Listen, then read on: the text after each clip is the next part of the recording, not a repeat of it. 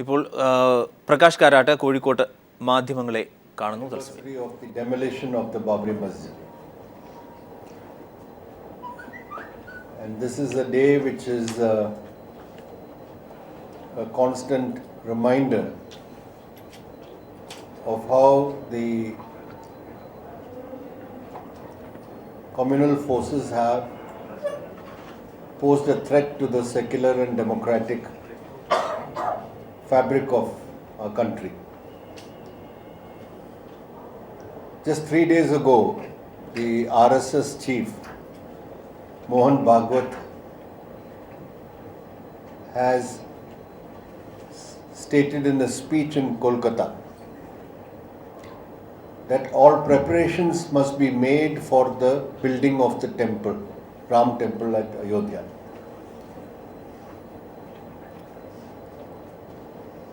And he looks forward to seeing the temple built in his lifetime. So the RSS has now raised or raked up the issue of building the Ram temple at Ayodhya, at the place where earlier the Babri Masjid stood. Knowing fully well that this matter is now at the level of the Supreme Court. This is a clear direction to the BJP government from the RSS that you should take up this job seriously now. The response of the BJP is not clear. They should, the government, the Modi government and the BJP should make it clear where they stand on this issue now. Now that the RSS chief has said preparations for the building of the temple should begin. As you know, now the status quo is maintained at Ayodhya as per the earlier court order, and the Supreme Court has also stated that nothing can be done at the site till the final verdict is given of the court. But this statement of RSS chief Bhagwat should be seen in the background or context of what the government is saying during the debate on the Constitution Day and the 125th anniversary of Dr. Ambedkar. There was a 2-day special sitting of Parliament in which discussion took place, and the Union Home Minister Rajnath Singh, who initiated the discussion, had said that secularism, the word secularism in the Constitution is the most misused word in the country. So the Home Minister himself challenges the concept of secularism, and you have the RSS chief saying the temple preparations, construction preparation should begin. So all this has naturally raised apprehensions in the minds of the people that once again this divisive issue is being raised to create a communal polarization in the country. So it is very important and necessary for the government to come out clearly and categorically saying where they stand on this issue, whether they uphold the rule of law and the Constitution and the Supreme Court's verdict in this matter. The other matter, of course, concerns the serious floods that have taken place in Chennai and the neighboring areas, including the worst affected is Kadalur district first and then later on Chennai. of course, big effort is being made to reach relief and rehabilitation measures to the people affected. So as far as our party is concerned, we have also taken some urgent decisions. In Tamil Nadu itself, we have started raising money and resources and materials for the relief work, and from other parts of the country also we are sending help for conducting relief work. And in Kerala also, I think there will be a collection on the 9th all over the state, mass collection, to see that we can help in the relief and rehabilitation work in Chennai and the other affected areas in Tamil Nadu. And the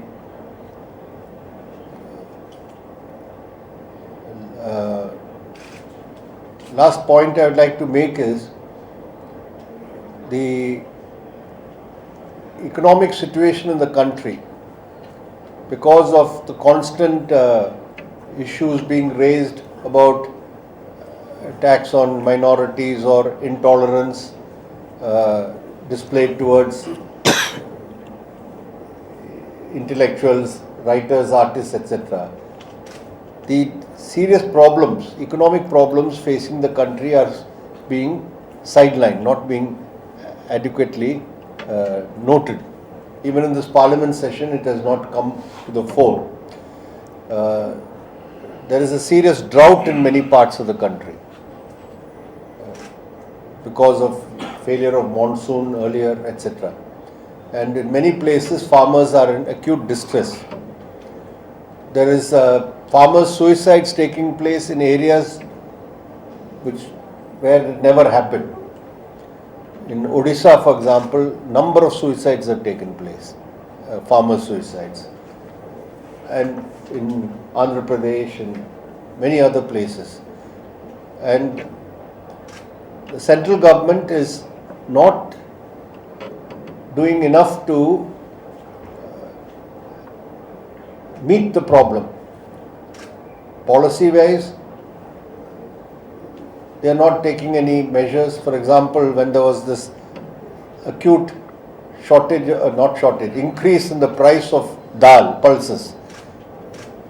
Now also they have announced MSP prices, minimum support price, which is very minimal, which will not meet the requirements. The farmers will not go in for cultivation of pulses in a bigger way unless you have a substantial increase in minimum support prices.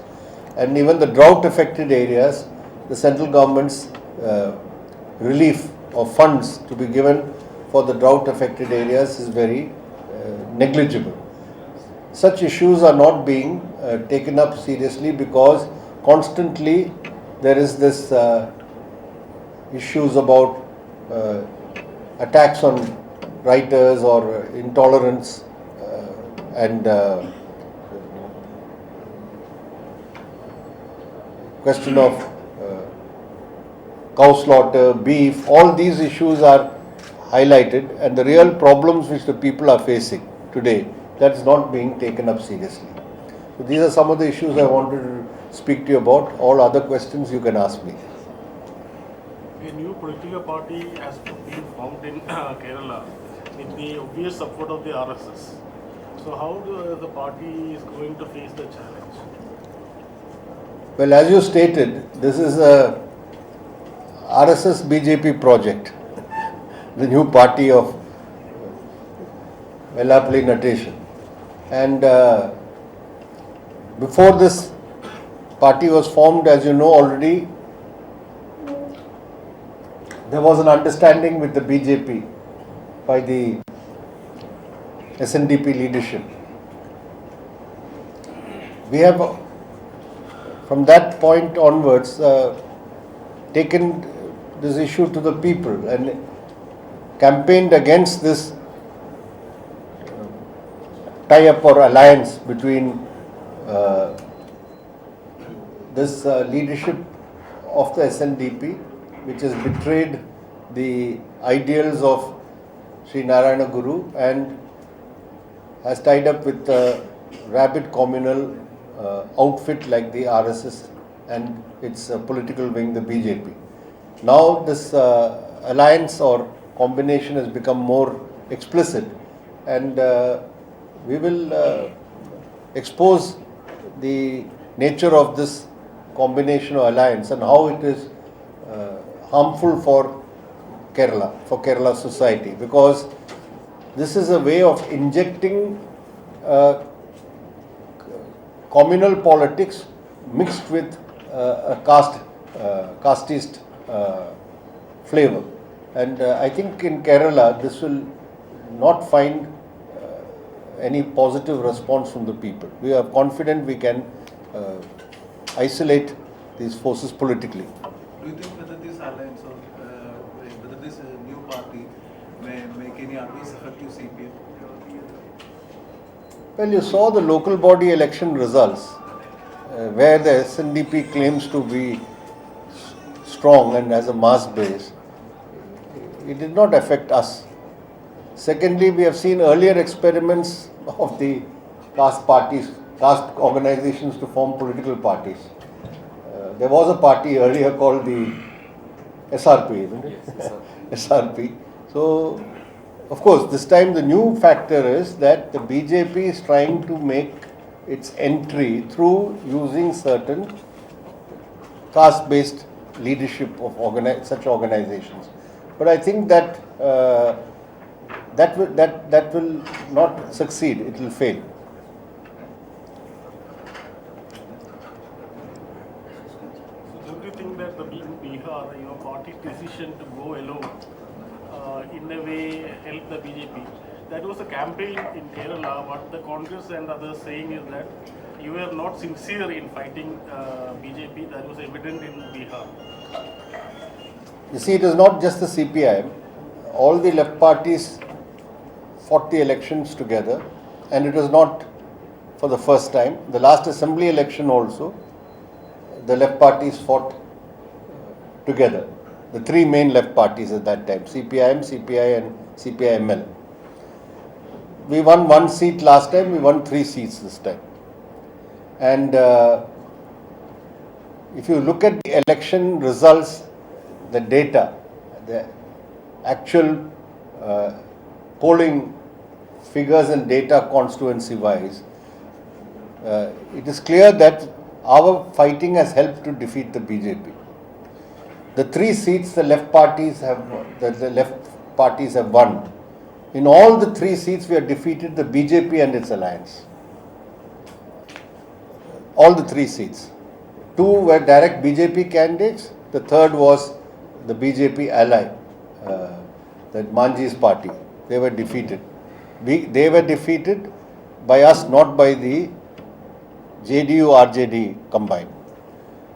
The seat where we came second, the BJP alliance came third. JDU has come first, we have come second, they have come a poor third. So what has happened is, if you know the Bihar politics and the alignments, our intervention has actually weakened the BJP in many seats, because if we had not fought in those seats, those votes, possibly some of them would have gone to the BJP. I don't want to explain every aspect, but don't forget there was a 10-year anti-incumbency factor also against this government. This government was there for 10 years, the Nitish government. Our fighting has taken a chunk of this anti-incumbency vote, which would have gone to the BJP. The other factor is the basis of the left support. The main mass base in many areas is the rural poor, the agricultural workers, the Dalits. And if you see the votes we have taken, you will find that is the vote.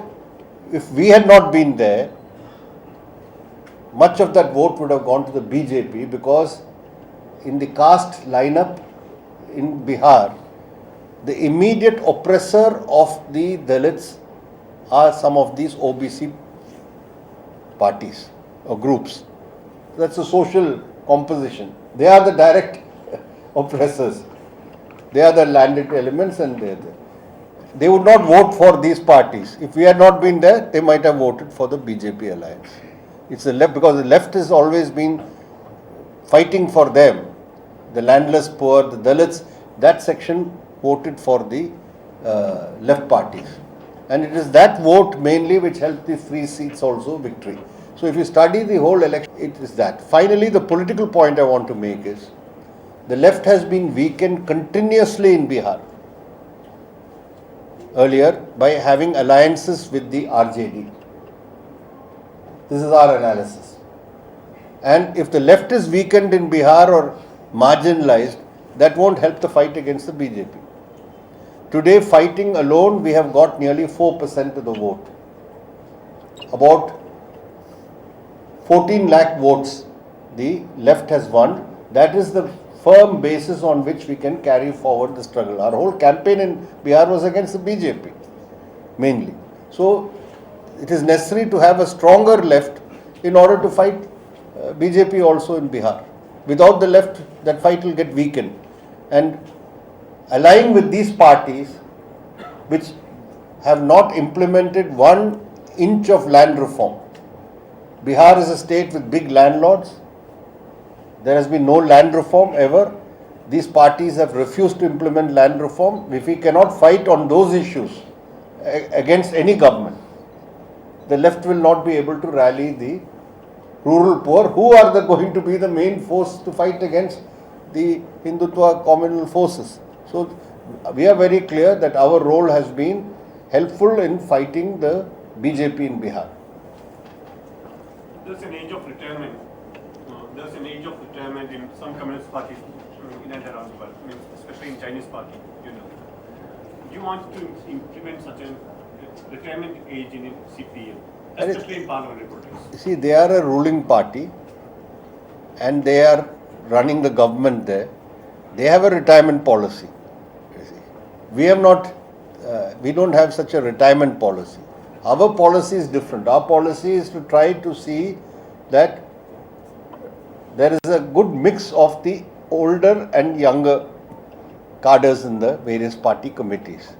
How to do that? We are actually made some concrete proposals. We are going to place it in the party plenum this time. But it is how to bring the average age of the committees down, lower. Say, for example, suppose there is a state committee and the average age today is 65. We'll say try to make it 55. That means we have to introduce some more younger leaders. So that sort of thing we are thinking about, not individuals, but overall to bring in. That means some older people will have to retire at some time and some younger people will come. But there is no age limit we are planning that way. But age limit, yes, we have an age limit in our central committee. Above 80, nobody is there in the central committee. Above 80. There is nobody in the central committee now. Do you think an nonagenarian leader can lead the party to the next 5 years, especially in I know what you are asking, but that is not the. That is for us it's a political question, not a technical question about age and all. Directly I can answer that question.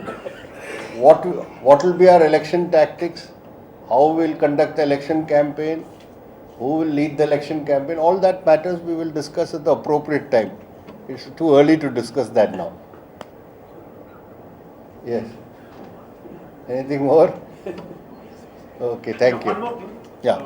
In Bengal, there are some news from Bengal that CPM, some coalition with CPM and Congress party. The chance of coalition between both these parties. I was just there for 2 days in Bengal. Very interesting. There is the biggest paper in Bengal, daily paper, is conducting a big campaign every day that CPM and Congress should come together to fight Mamata Banerjee. I don't know what suddenly their aim is against Mamata, not against BJP or Mamata. To defeat Mamata, there should be CPM Congress unity. Our comrades were reporting, because I can't read Bengali, that every day, it's a big paper, it's like the largest circulated daily in Bengal. But there again, in Bengal, next month only, in January, we will discuss our election tactics. Broadly, I can say our call will be fight and defeat Trinamool Congress and also BJP. That will be our political line. Other things, how, what else, etc., I cannot position. But I think we are well aware that our party has a political line, tactical line. That does not. Prakash Karat Kozhikode മാധ്യമങ്ങളെ കാണുകയായിരുന്നു. വെള്ളാപ്പള്ളിയുടെ പുതിയ രാഷ്ട്രീയ party RSS BJPയുടെ പദ്ധതിയാണ്. സംസ്ഥാനത്ത് നുഴഞ്ഞു കയറാൻ BJP മത സാമുദായിക നേതാക്കളെ തന്ത്രപരമായി ഉപയോഗിക്കുന്നുവെന്നടക്കമുള്ള കാര്യങ്ങളാണ് അദ്ദേഹം പറഞ്ഞത്.